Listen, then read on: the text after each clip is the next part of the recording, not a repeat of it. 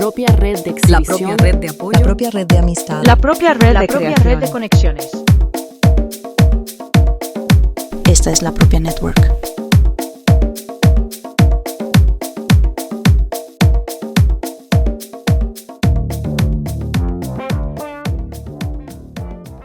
I have been really interested in how many ghosts visible, where I think their presence is felt by me.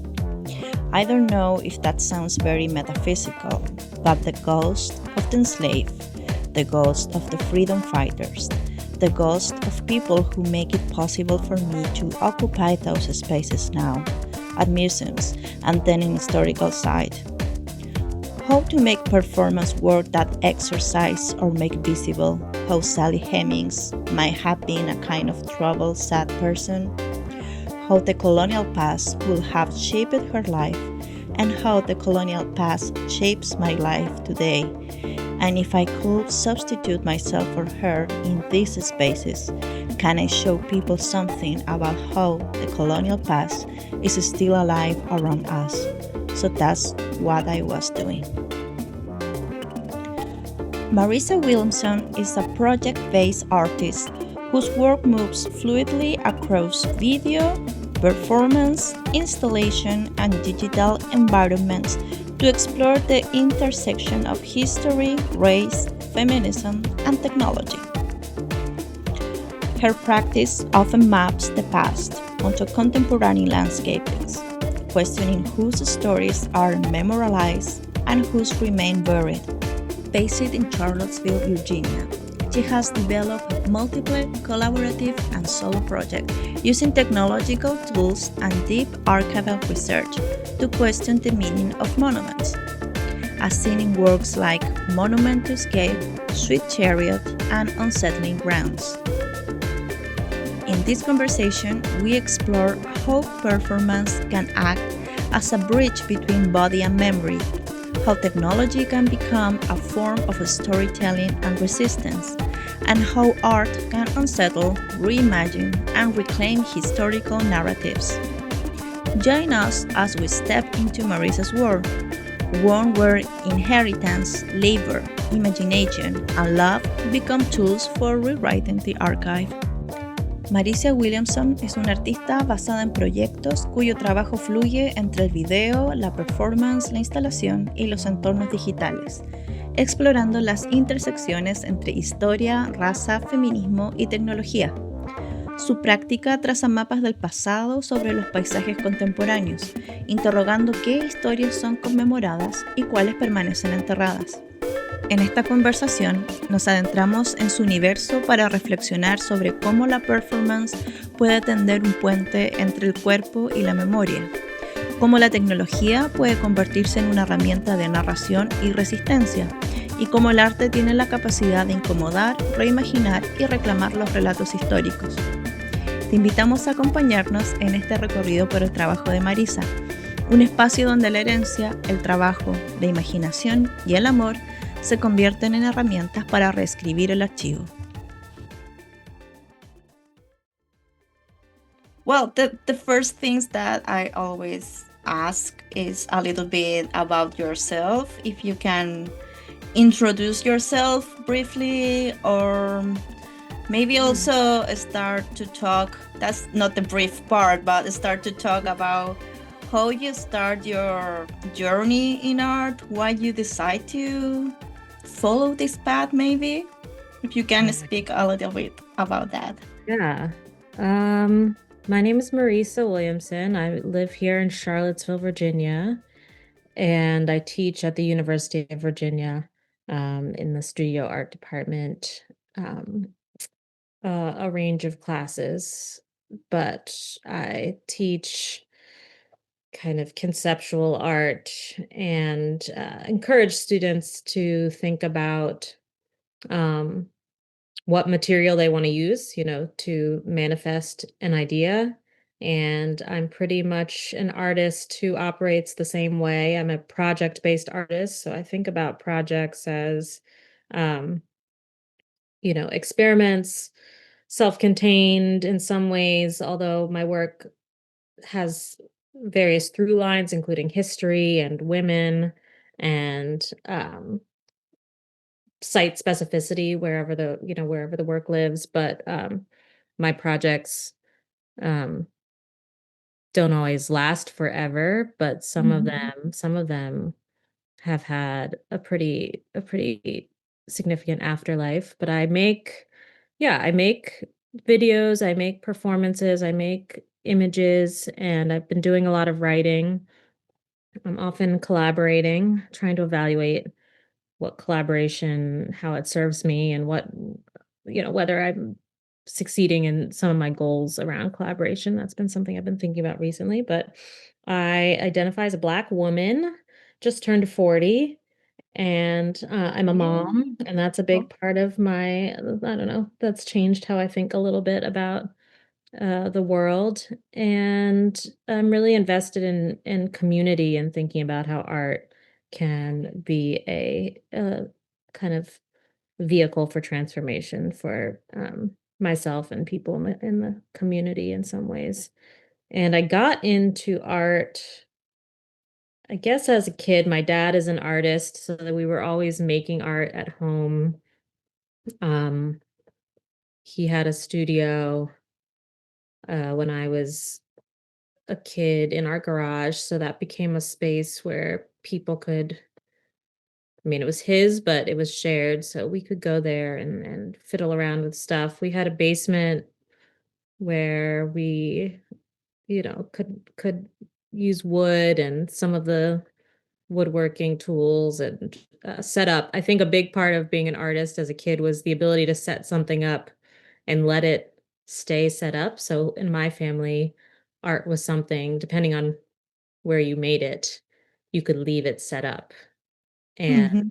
I think that was a pretty important difference between art and other types of play. Usually your parents are like, you need to clean this up Yeah, it's true. before you move on to something else. And so I guess I was young, art was something that you could set up and you could leave it set up because it was something you were going to return to, or it's something that you do. Um, you may move on to other things, but you return to the art. So I think that's kind of at the heart of the practice, is that you keep returning to the art periodically while living your life, doing other things. And then, yeah, and then Your mom is a teacher, yes? yeah, they're both teachers. But my dad was an Mhm. art teacher at the school where I went, and then my mom was a teacher and an administrator. Um, I'm sorry, the cicadas are really loud in here. I hope it's not. Fine. Go Hopefully ahead. it blends into the background. I think late August, the cicadas become Yes, very loud. especially loud. My mom has since moved into fundraising, so she does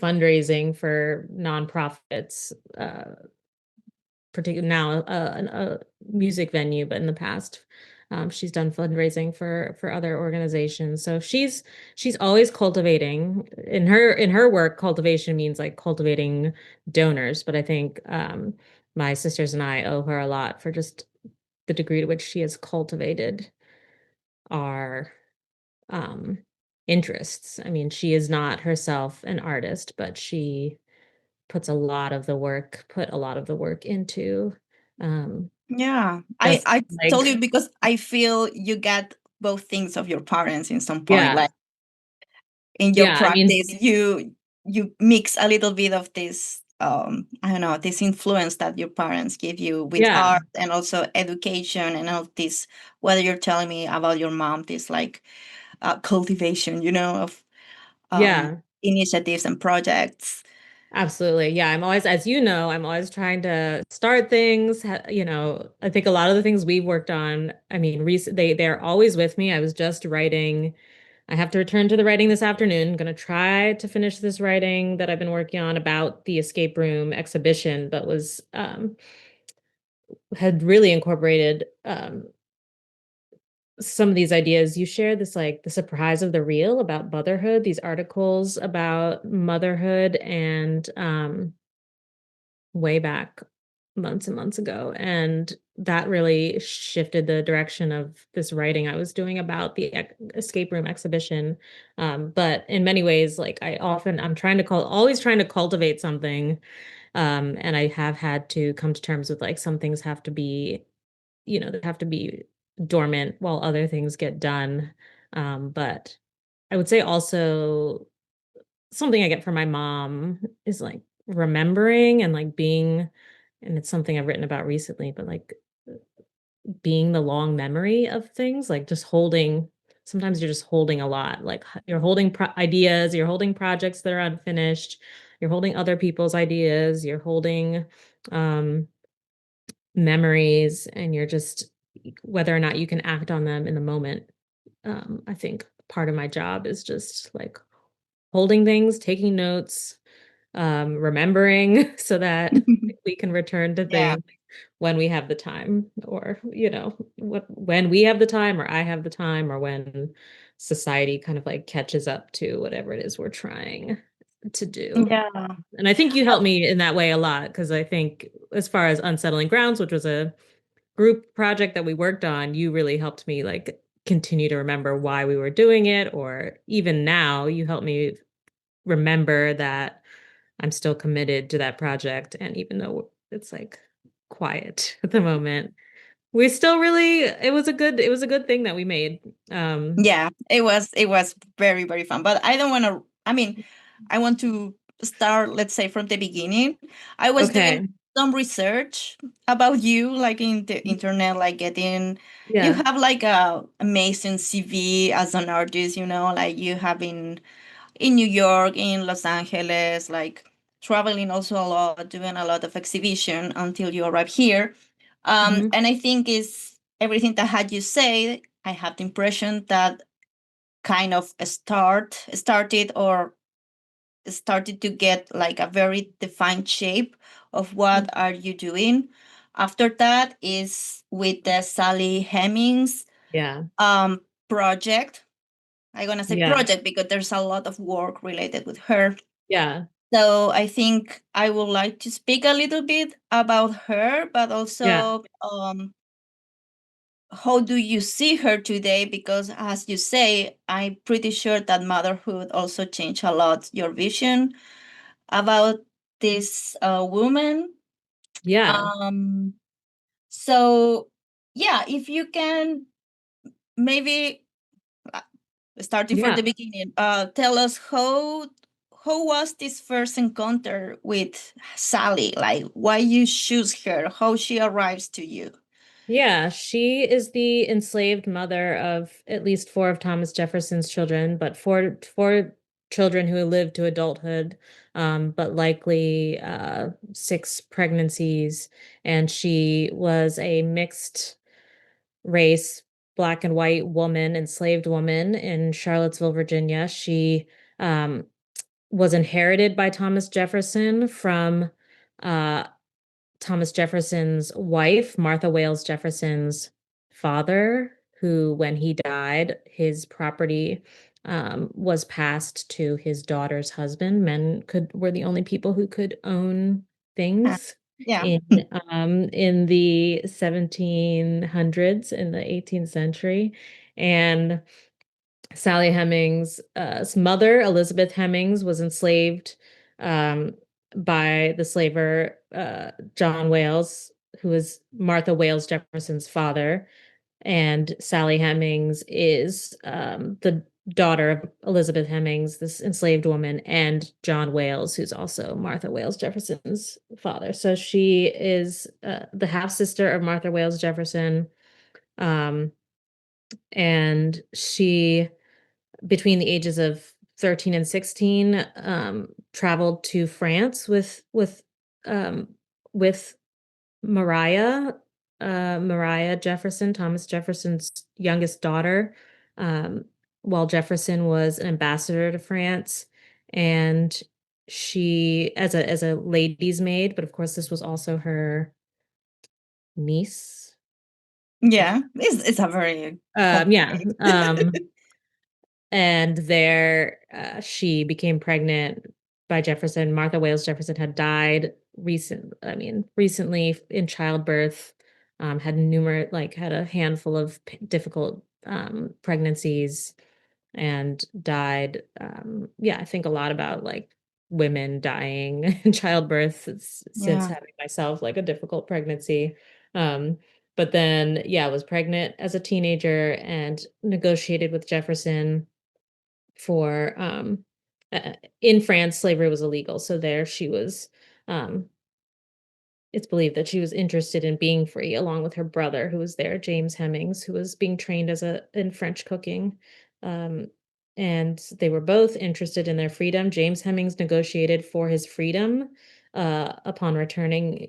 He negotiated with Jefferson that James Hemings, would be free when he returned to Monticello, to Charlottesville, after he had trained someone else with the training he had received. And Sally Hemings is believed to have negotiated for Jefferson offered her extraordinary privileges, and that her children would all be free at the age of 21.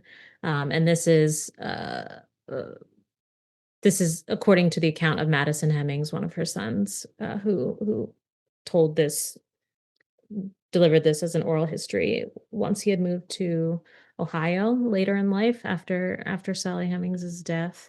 So the Hemings family is one of the few nuclear families freed by Jefferson in his will. When he died, he was in debt, and so over 100 slaves were sold at auction when Thomas Jefferson died. But the Hemings family went free, and I first probably learned about Sally Hemings in 1997 as a teenager. Uh, I believe I learned it, like, I believe there was like an assembly at my school, and I have a memory of Annette Gordon Reed coming to my school. But later in life, in grad school, I was reading Annette Gordon Reed's book, um, Hemings and Jefferson, an American Controversy, or maybe The Hemingses of Monticello. I forget which book it was, but Annette Gordon Reed is a lawyer, a historian, and she writes about Sally Hemings and really gets into her mind, kind of psychologizes Sally Hemings in a way that historians do for Jefferson. People are always like, he would have done this. Jefferson loved that. Jefferson would never have, he always woke up at 6 a.m. and um, loved this, loved that. But I'd never read something where an enslaved person is given the kind of interior world, their interior world explored by an author. And Annette Gordon Reed goes about um, like breaking down the historiography of Sally Hemings, because the relationship was denied by historians for many years.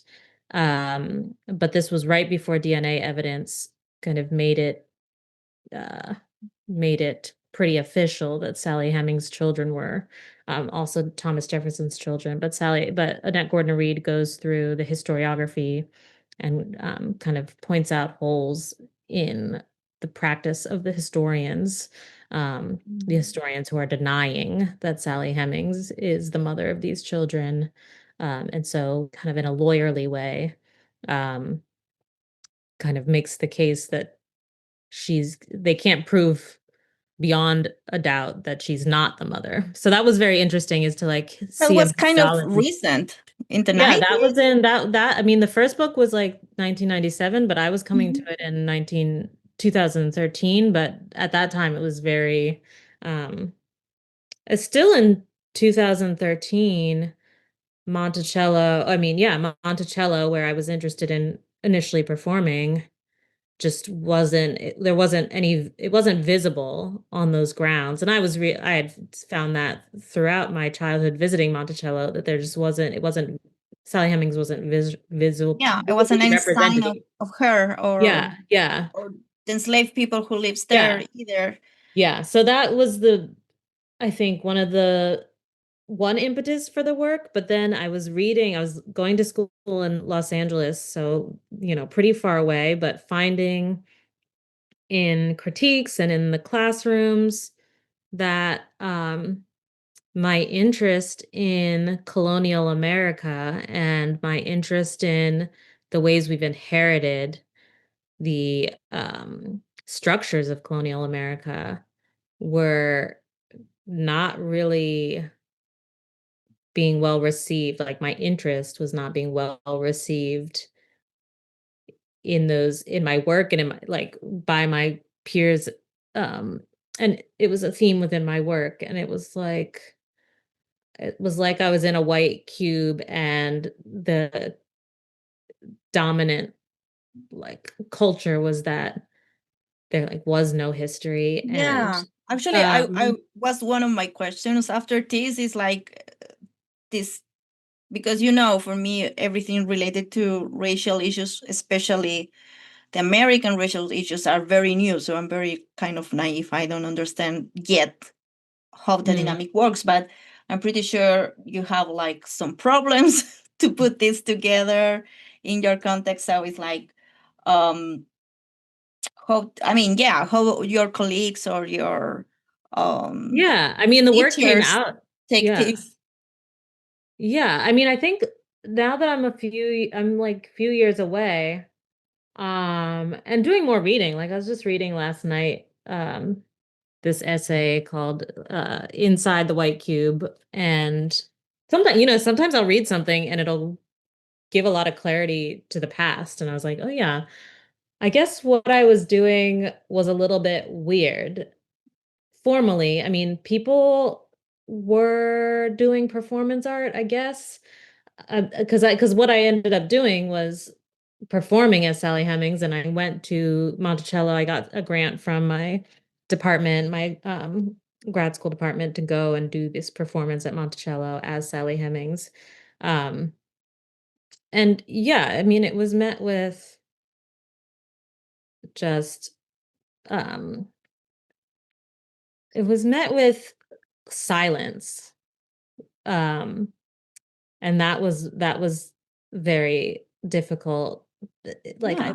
I'm very generous in critiques. Like I was in these classes where people would present their work weekly, and I was always, as you know me to be, like I was like always talking, always interested in meeting people and their work where it is. And then when it came to my critique, which was near the end, people were just like, we don't know what this is, and we don't know who this person is, and we don't know what we're looking at, and we just don't feel like we can say anything about this because we don't know what this is. And that just And so really hurt it my was the feelings. performance where you are singing, yes, Yeah, it was a outside. video of the performance. Then Yeah. like the gallery had a video. Then it had the dress that I had made, and it had some plants had been planting at my studio, some cash crops. It had a painting, a really wild painting. The people had like talked to me about making. So like I knew these people knew what I was making because we were all in like studios. So I was like, y'all are lying, or you're not lying, but somehow in this group, y'all are like too scared to give me what I deserve, which is a critique, which I've given you.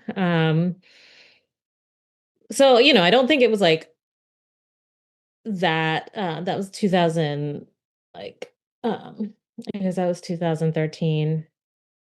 It was my dean who ran this one particular crit class. Other classes were a little bit better. Like the feminist class I was in, people were better.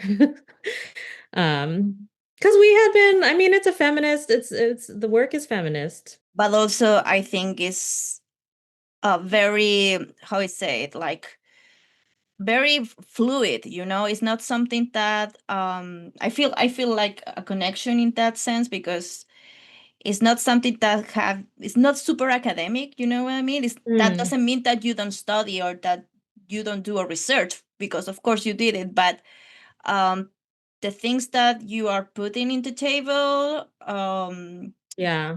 are like a very strong feminist concept, if you want it, but they like in a very natural way. That's what I mean. Yeah. Well, I think some of the themes in that work, like I said, I mean, obviously on the exterior, it was about questioning why Sally Hemings was not being like curated into the experience at Monticello. But for me, I came to the work because I felt that questions of Black female sexuality and um,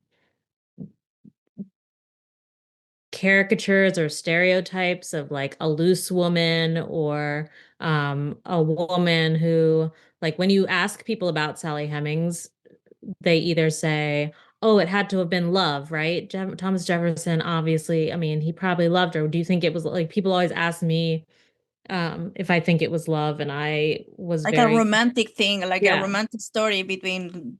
yeah. And I guess that's what really got me into the work, was like, why do people need it to be, people want it to be all, people don't know, and they want it to be all sorts of things. So then some people are like, it was rape. And then that's an interesting, I mean, a, a really challenging and interesting kind of deeply embedded uh dark element of the colonial era. So then it's like something between, like, why, how is it that people have these really extreme Yeah. ideas about the relationship, uh Mm-hmm. and it's in the and then there's kind of a silence about the relationship, like we don't have the information that would tell us one way or another. So then it becomes discursive, it becomes something that people are talking about, and when you talk to people about it, you then learn about them and why they've, where they're coming Yeah, it's from. a projection of, yeah, exactly. Yeah, and that this woman becomes the projection of these ideas. And so I guess I thought of it, and then thinking about myself, I was thinking about, like, I guess the literal, like the figurative idea of gray area. I mean, gray area is the thing between black and white. And then all the other ways that that idea of gray, or like something in between, um, feels very present in my life. Like I was moving through white worlds, like higher ed is very white, like the gallery is very white, grad school felt very white. Um, Even my relationships, romantic relationships, felt white, or like, yeah, it was, or, gray, because I'm there. And so I kind of came to the work and generated content for the work out of my own experience. And I think that was one area that it felt very feminist to me, was that it was about generating an inner world for a historical figure inspired by the ways our inner worlds might overlap across time, which obviously I'm not enslaved, but she was, of course, promised these extraordinary privileges. And so I was thinking about privilege as a kind of gray area. Like, people would say, like, well, she was very lucky, like she got to have a lot of freedoms. And I was very interested in how people were justifying um, like the conditions of her enslavement, given how much privilege she had. And I was thinking a lot about Yeah. privilege, Yeah, and something that she like how never people use could. privilege. Yeah, people use privilege as a substitute for freedom. Um, and I'm not sure that it is. It is Um, complicated. Uh, but also I like, I mean, how do you, I mean, the same research, what you say, like put um or relive the history of her, like mm, of a woman that doesn't have mm, a narrative, a woman that was totally erased from the history and, yeah, yeah, denied. And yeah, you put that together, but also everything related with this daily life, with this story of um the quotidian, the story of the care also. yeah, yeah. Because And I in think the that show, point, for example, the part, because I was reading an interview that yeah, you did, this part especially about how she probably took these choices for their sons, I mean for their sons or daughters, as a mother, um how she was very, I don't know, like intelligent in some point, also to move the situation and play the cards that she has in that moment to make a better future for their children, for example. Yeah, I was very Um, interested in that. yeah, and now, well, also I think it's super powerful that you became her in all this Yeah, project. And it's also fun for me that you now live here. It's like yeah, you came here yeah, as Sally Hemingway, and then you stay here in this land that was yeah, also land of Jefferson. So yeah. yeah, and now as a mom with your motherhood experience, do you feel her a little bit different? Do you understand her better, maybe, or you have any Yeah, other insight? I think that she, like you were saying, like gave up an opportunity for freedom in order that her children might be free. I think also she wanted to return. When I think about her time in France, I think of her as being homesick and wanting to be with her mom and be with her family. And the idea of freedom without your family, a freedom in a strange place. I felt like I really understood just what it means to feel tethered and like feel part of a community, and that freedom without your community could feel like a non-freedom in a another type of way. uh I think I relate to, so when she becomes pregnant in Paris, and then her son reports that she lost that pregnancy when she came back to Charlottesville. And so I for some reason, um I really connect to this relationship with pregnancy loss. I don't know why that one particular, like why particularly, but I think pregnancy loss and the idea that so much can be riding on a pregnancy. Like she was kind of being held captive by this pregnancy in some way and then lost it. And I think motherhood, um, of course, is mostly on a day to day about my child and like raising my child and loving my child and being with my child. It's also uh, pregnancy has brought me closer to these kind of experiences of loss that are about losing something you didn't even have, something you were thinking about, pregnancy loss. I've experienced that. So I think for some reason I became very, a new dimension was given to Sally Hemings um, around this experience of pregnancy loss for some reason. I mean, it's a pretty random, it's like not Yeah. motherhood, but I think it's a part of motherhood that people don't talk Mm-hmm. about that much. I Um, think it's an experience, yeah, that has been kind of erased in the modern days. Like yeah.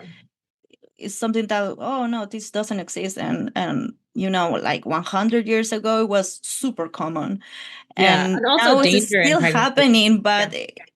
but yeah, maybe not the same rate that before, but it's still happening, and it's something that Yeah. you And then the talk. more you talk about it, more women, a lot of people are experiencing pregnancy loss. I think it is not something we talk about that much.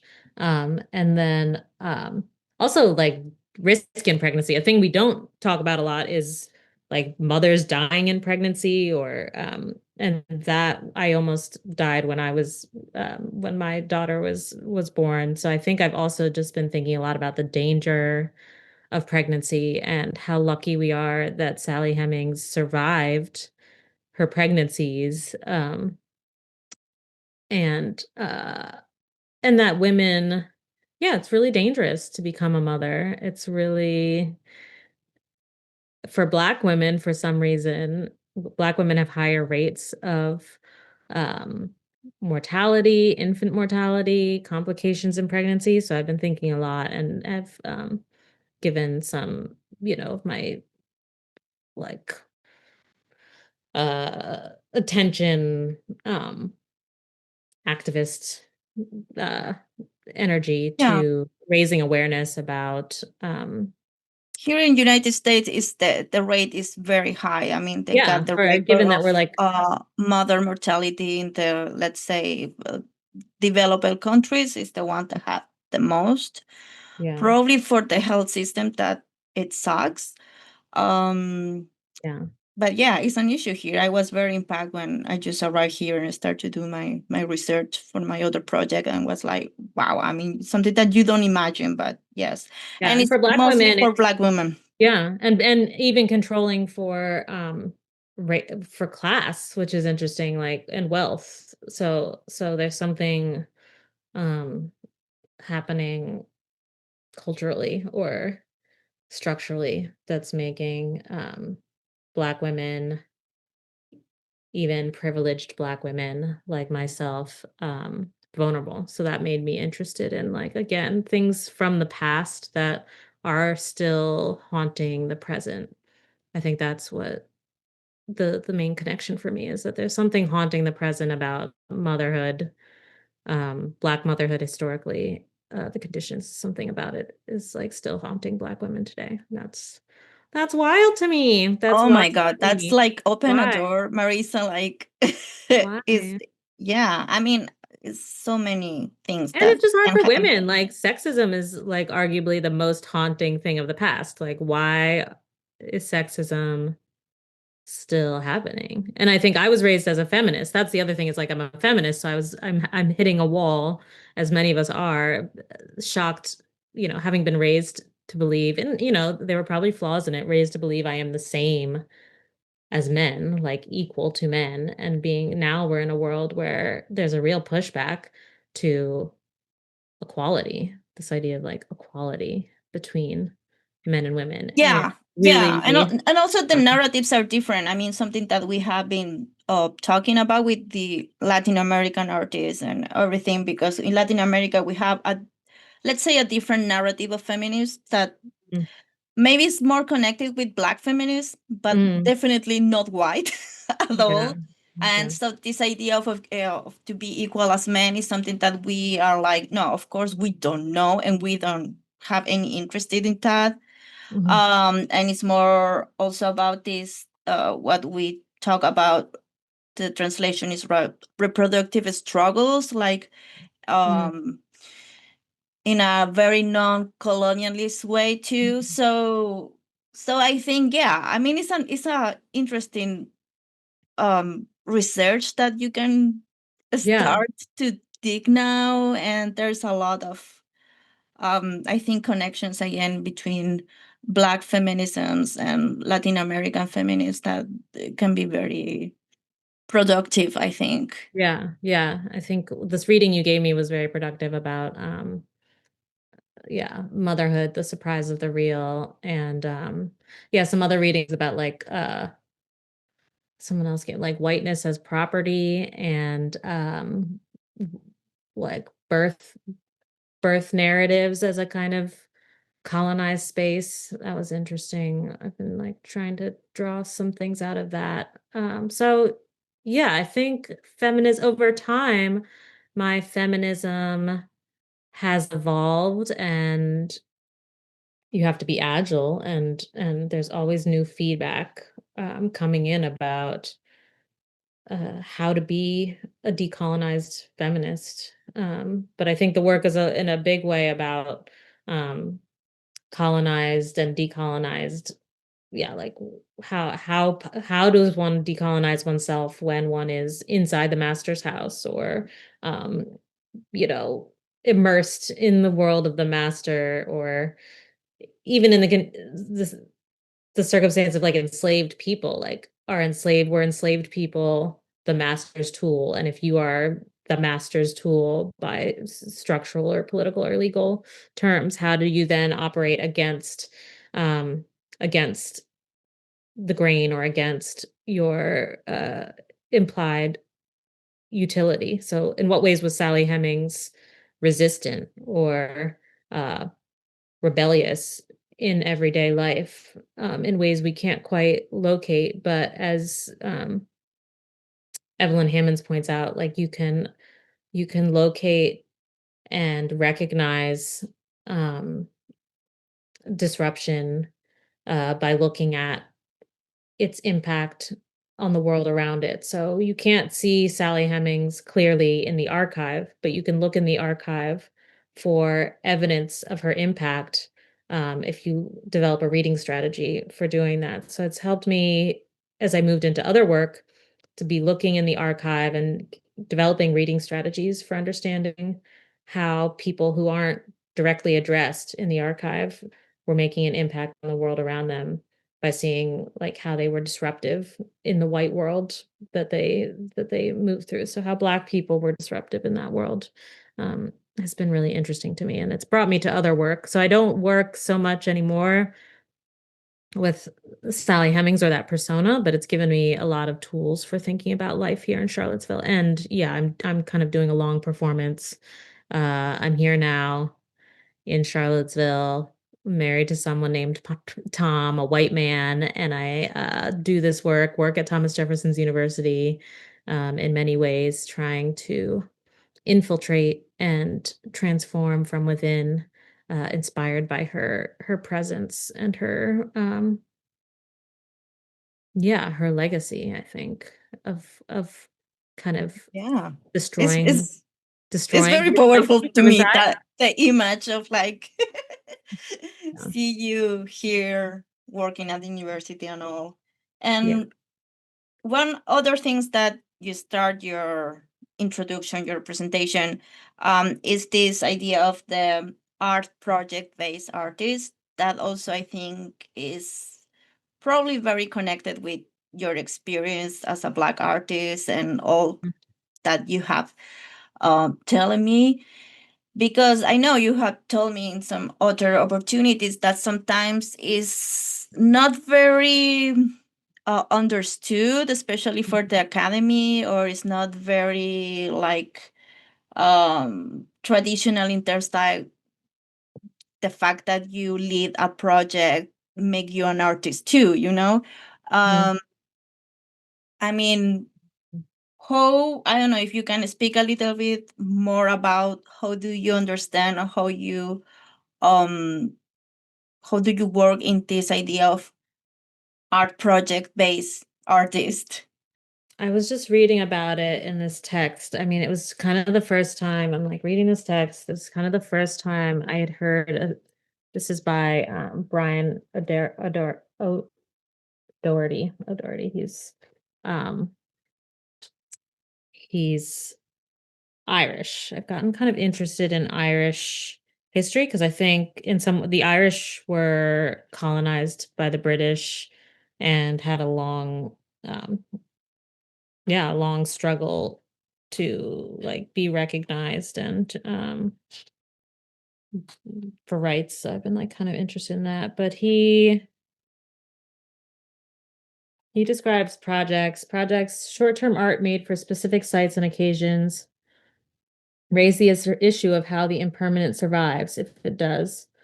Um, and yeah, how something survives. I think that's a question. Often the academy wants to see how your work survives, like how it Yeah. gets sold, bought and sold, uh, Mm-hmm. appreciates in value. It's about, yeah, so I think a project kind of resists that marketplace. And a lot of my projects just are not in the art market. They're experiences or they are, they're time-based and temporal and temporary in some ways. Some of them are really collaborative, so they're about organizing people or redistributing my resources to people who need them. That's a big goal of mine, is to kind of funnel my research funding from the University of Virginia, built by enslaved people, profiting off of slavery, try to move that money to other people um, who need it. So that's a big part of the project and the bigger project. And then the projects often have different materials. So I'm not always that material specific. And then I'm a little bit post studio. So a lot of the projects happen outside the studio, get made outside the studio, or exhibited outside the gallery. Um, or the work that I do is not necessarily like here in the studio making the work. So I think I didn't know how unusual that was until I had to kind of justify it within academia. So I've been thinking a lot about how to develop language around the project-based practice and explain what I do in the studio. Yeah, like explain that. Yeah, this is It's also a way different things, to. just different things all the time. Like sometimes I'm making a video, sometimes I'm writing something. Um, there's a lot of editing, a lot of coordinating. I do make things, I sew things, I put things together. I need help like fabricating things. So I'm often working at school, at where I work in the workshop, wood shop Mm-hmm. there. Um, 3D printing, using the resources I have at the school, um, reading. Um, I feel like I make things and I do. But I think part of what is the exciting challenge is to make what I make visible and legible, when it's definitely um, interwoven with the types of labor that go unseen in other ways as well, like care and um, cultivation, like we talked about. Yeah, Um, that's why I think it's very connected with um a more like African American culture, yeah. um because it's not. Mentorship, yeah, like teaching mentorship, like building, Yeah, platforming other people. Uh, in West African culture, you apprentice, so you like work under someone until you're ready to go. Um, Drawing attention to something. I mean, I guess someone could say I'm like not doing kind of Western soul genius, crafting material things day in and day out in my studio and then presenting it to the world. Um, yeah, and also this community based projects. I came from that context, so when you speak me, for example, about Unsettling Grounds, it wasn't like weird to me because, again, I think there's some practices that came outside the Occident that is more common, or is something that you see more. But then I realized that here is was like, what are you doing exactly? Like, what is this? It's like it doesn't have too much sense for some people, I guess, because it wasn't like a thing. Also, we can talk a little bit about the technologies. How do you use the technologies, yeah. mix it with this? Because also I think that's a very like that's the new part for me. I mean, I never was using these apps to Yeah. do art, and that was a whole world to me. It was very, very nice to find that. So also you mix this, let's say, like traditional practices with new Mhm. technologies. Yeah, I don't know. Yeah, I'm like into new technology. I recently did my own augmented reality. For Unsettling Grounds, we created an augmented reality exhibition featuring artworks conceived by 10 local artists, yourself included. And that was in collaboration with developers who came and helped us through. I mean, concept. I mean, we developed concept. The concepts, yeah, they helped. They helped. And then they built the 3D monuments and then created the app. But recently I did my own augmented reality making, which was hard. It was like a You self, learn to use the yeah, things too. yeah. I also That's do great. I have one of the things nearby. Yeah, I have this. Oh yeah. I made this cards. Um you like go to the website using this card. This won't like translate well on through audio, but you can see it. Go to this website, Uh-huh. give it permission, and then with the back of the card, you get to see this figure. Can you see the figure Yes. floating? Wait, hold on. Floating on the card. So it's inspired by this historical sculpture called the Greek Slave. Um, by Hiram Powers, who created this sculpture. Got taken up in 1860, and it got taken up by the abolitionist movement as an icon of the abolitionist movement leading up to and through the Civil War. And there was some controversy about why it had to be like a white presenting woman when this was like the symbol of black emancipation. So I created a 3D scan of myself, and I get to stand in there as the sculpture. And it was the first full-size female nude sculpture to be exhibited in the United States. And people were like really shocked by it because they were like, oh my God, like women had to look at it at separate times than men because people were going to be like scandalized by it. Um, but yeah, the technology, I mean, I like technology. I like AR, augmented reality, because to me it's kind of how the hidden past feels. Like you need like the tools. It's like hard to get at. You have to like follow some instructions maybe and then figure out like how to access the hidden history. I think I've always been, why do I like technology?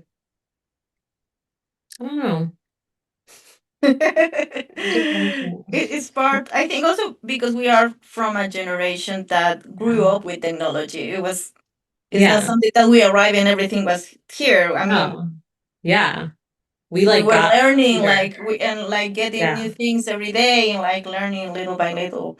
Yeah, and at first it wasn't networked. Like at my house, we just had like a computer, and I would just like make little art on the computer and then print it out, or like keep it as a file or put it on a floppy disk and be like, this is my art. Yeah. And it gives me, it allows me to make some pretty imaginative stuff. I think for me, technology,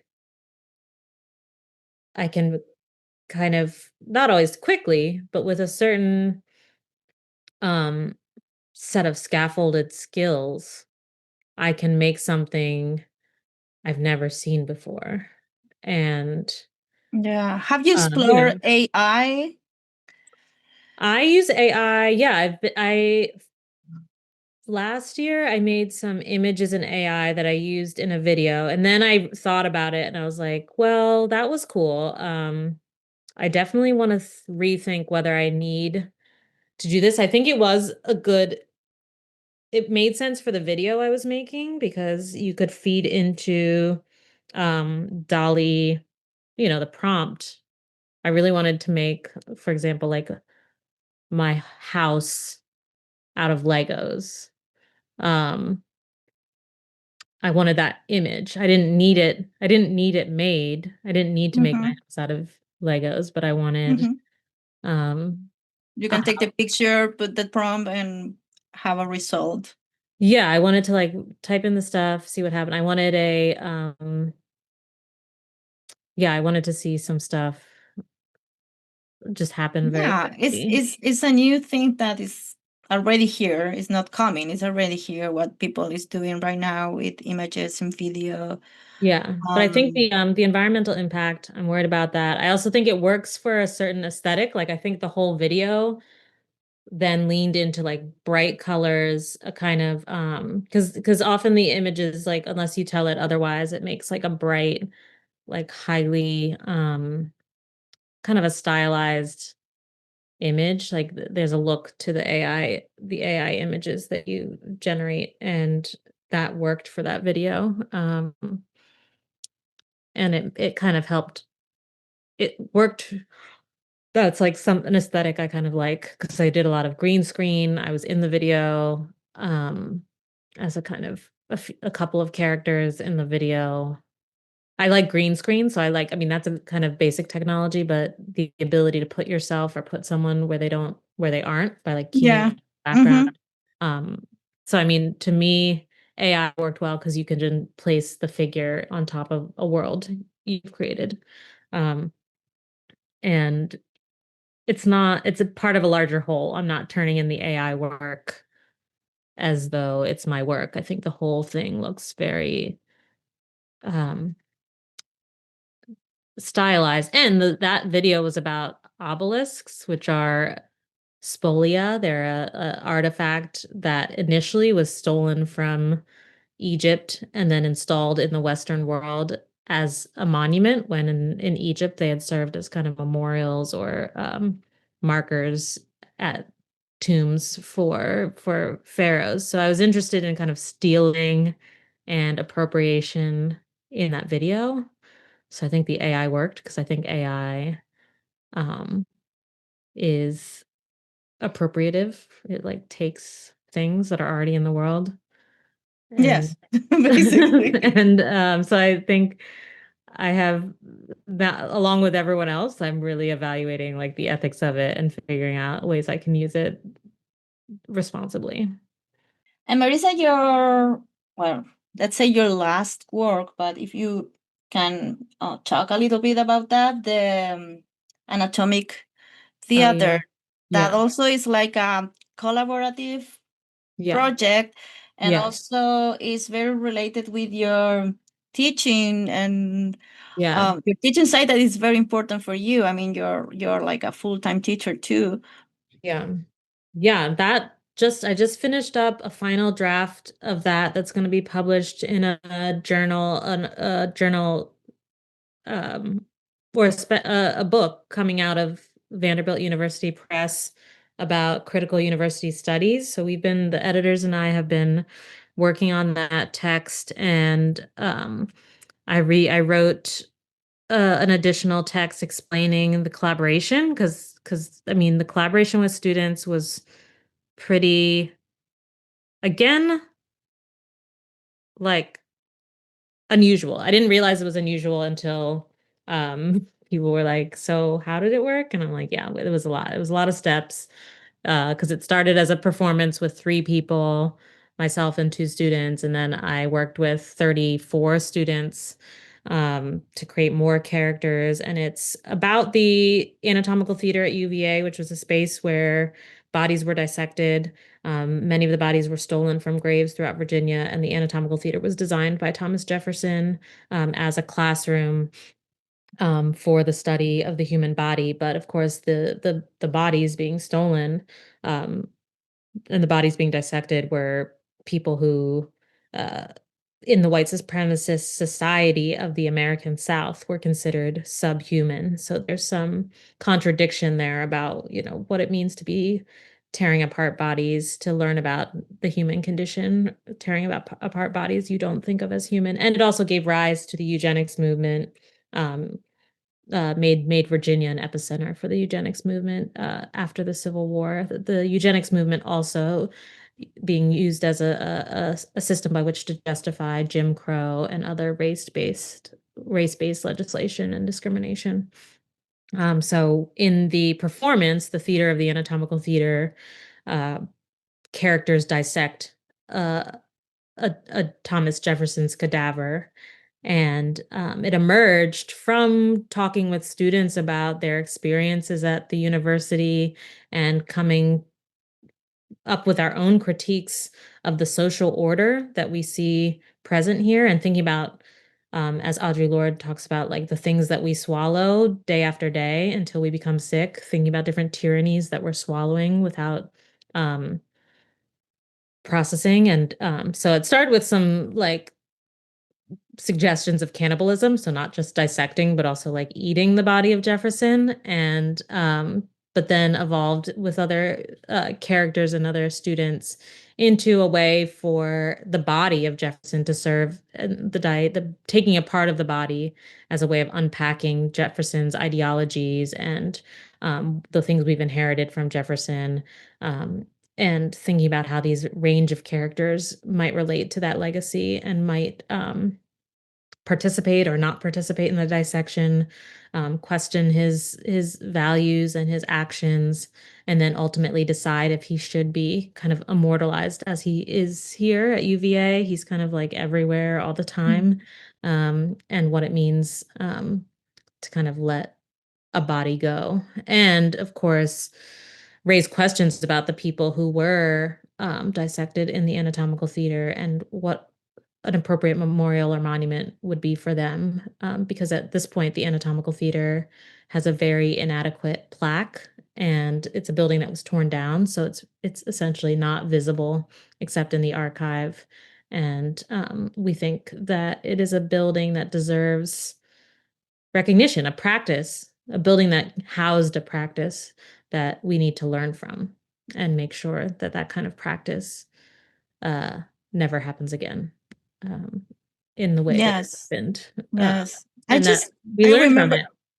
No, sorry, that I remember because I think at UVA there's many places like that, Yeah. um, in this grave that is Mhm. in Alderman. Yeah, At the beginning of the grave, there they just put a plaque, and there is like kind of empty area, and the yeah. plaque only reads like, "Yeah, there's Mm. unknown bodies here, probably Yeah. from slaves." Yeah. That's all Yeah. that you got, and this empty Yeah. place. And I Yeah. think it should be like many places like that inside Yeah. the city. Yeah. Yeah. I think it came out of questions about monuments and what we do with these, arguably these inverted monuments, like places that represent the other side of, I mean, here we have Confederate monuments that celebrate the lost cause and celebrate slavery, people who fought to preserve slavery. And then at the same time, we have these burial grounds that, in the last, 20 years have been rediscovered. And so questions about what we do about monuments or anti-monuments or inverted monuments.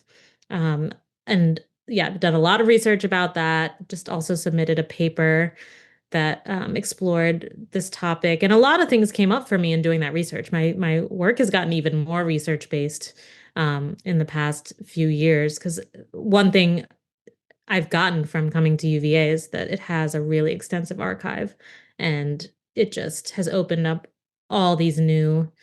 I mean, the anatomical theater was just something I learned about when I started working here, and it kind of blew open my practice for me, because it made the history of Sally Hemings not just an isolated singular history, but a history that really, radiates out and includes a whole community of people, mothers who lose their children, and their children are then dissected in the anatomical theater, or people who go to the hospital for care but then become subjects dissected for science without their permission. So thinking about, again, back to this like maternal health and the health of families, thinking about how UVA failed to serve people in the past and how that still creates a source of trauma for people living here today, even people who are just, I find it traumatic to walk by that site, given what I know and given my own relationship to health and Yeah. security, and Yeah. like wanting people to have been cared for, and wanting to ensure that people are cared for here. So I think for me, Sally Hemings is still, an anchor that is a persona who, when you follow her into the archive, as I have, she points to and leads you to many different histories, all of which require you to reevaluate the people we put on pedestals and the institutions we put on pedestals, and compels my work and makes me really feel very committed to um, drawing attention to hidden histories here, because hers is just one of many hidden histories, and she keeps me going in some ways. Yes, it is. Yeah. It's very. I don't know. It's a issue, I think, especially here in Charlottesville and this area. Um, how how few you can see about the real story is something that you need to dig. So I it's agree. nice that you are part of the group of people who is Digging. working on that, like Yeah. showing Digging. what's Yeah. happened here. Yeah. Yeah. Marisa, Um, last thing is, do you have any project coming, any new things that you would like to announce or tell, or um Um, I'm some kind of work chill. that you want to share? Yeah.